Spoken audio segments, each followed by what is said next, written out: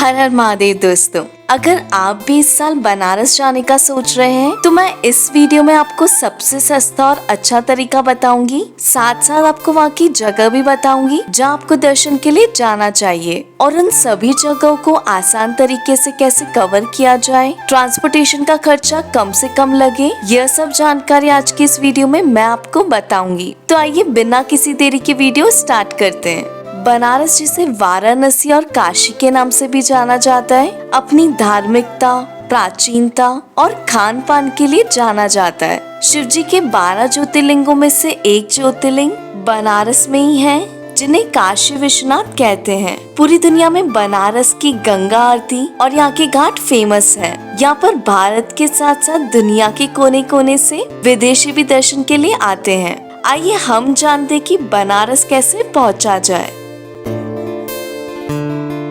बनारस पहुंचने के लिए 4 तरीके हैं, जिनमें सबसे पहला और सस्ता तरीका है ट्रेन के माध्यम से बनारस आना। भारत के हर राज्य से बनारस के लिए ट्रेन चलती है। बनारस में 3 रेलवे स्टेशन है, जिनमें से पहला है वाराणसी जंक्शन, जिसे वाराणसी कैंट भी कहते हैं। दूसरा है बनारस रेलवे स्टेशन और तीसरा है पंडित दीनदयाल उपाध्याय रेलवे स्टेशन। इसमें से वाराणसी जंक्शन से काशी विश्वनाथ मंदिर की distance 5 kilometre, Banaras railway station से 3 किलोमीटर और पंडित दीनदयाल उपाध्याय जंक्शन से 15 किलोमीटर है।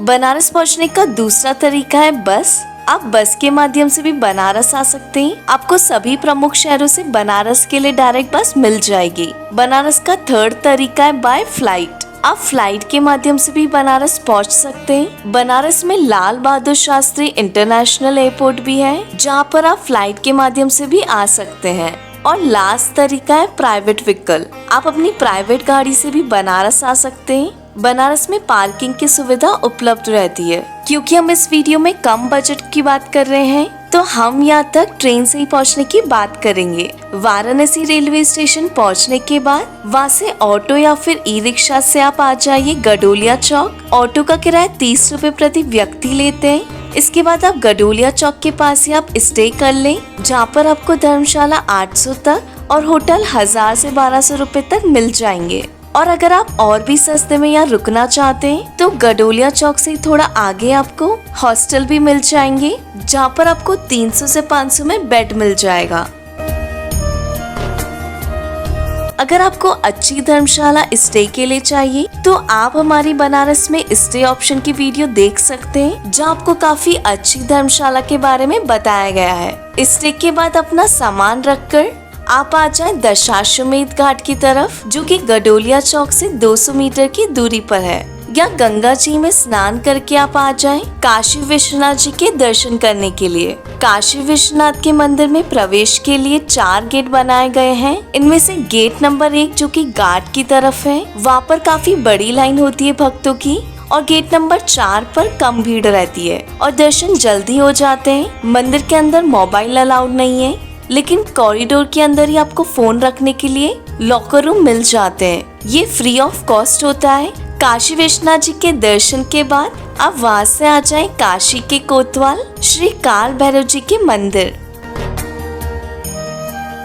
माना जाता है कि यदि आप विश्वनाथ जी के दर्शन के बाद काल भैरव जी के दर्शन नहीं करते तो आपकी यात्रा पूर्ण नहीं मानी जाएगी। भैरव जी का मंदिर विश्वनाथ जी के मंदिर से सिर्फ 1.5 किलोमीटर की दूरी पर है, जहाँ पर आप पैदल या फिर रिक्शा के माध्यम से जा सकते हैं। भैरव जी के दर्शन के बाद आप आ जाएं मृत्युंजय महादेव जी के मंदिर। यह मंदिर भैरव जी के मंदिर से 350 मीटर की दूरी पर है।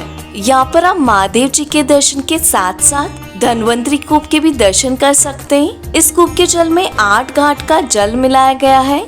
साथ ही मान्यता के अनुसार आयुर्वेद के पिता धन्वंतरी जी ने इसमें काफी सारी जड़ी बूटियां मिलाई थी, जिसके कारण इस जल का सेवन करने से सभी प्रकार के रोग समाप्त हो जाते हैं। मृत्युंजय महादेव जी के दर्शन के बाद आप आ जाए अन्नपूर्णा देवी जी के दर्शन के लिए, जो कि विश्वनाथ जी के मंदिर के पास में ही है। अन्नपूर्णा जी के दर्शन के बाद आप संकटा देवी के भी दर्शन करने जा सकते हैं, जो कि बनारस की छोटी गलियों के बीच विश्वनाथ जी के मंदिर से 200 मीटर दूरी पर स्थित है। संकटा देवी जी के दर्शन के बाद आप वहाँ से 50 मीटर की दूरी पर स्थित चंद्रकूप देखने जाएं। इस कूप की मान्यता है कि इसमें झांकने पर यदि आपकी परछाई नहीं दिखाई देती तो उस व्यक्ति की आने वाले 6 महीने में मृत्यु हो जाएगी।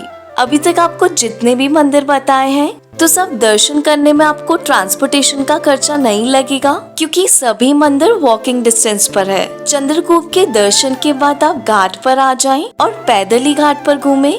इससे आप ललिता घाट पर बना पशुपतिनाथ मंदिर, जिसे नेपाली मंदिर भी कहा जाता है, मणिकर्णिका घाट पर रत्नेश्वर महादेव मंदिर जो कि झुका हुआ है, दशाश्वमेध घाट पर बड़ी माता जी का मंदिर, केदार घाट पर केदारेश्वर महादेव मंदिर के भी दर्शन कर सकते हैं। इसके बाद आप चाहे तो अपने रूम पर रेस्ट कर लें और फिर शाम को आ जाए दशाश्वमेध घाट और यहाँ 7 बजे से होने वाली गंगा आरती में शामिल हो जाए।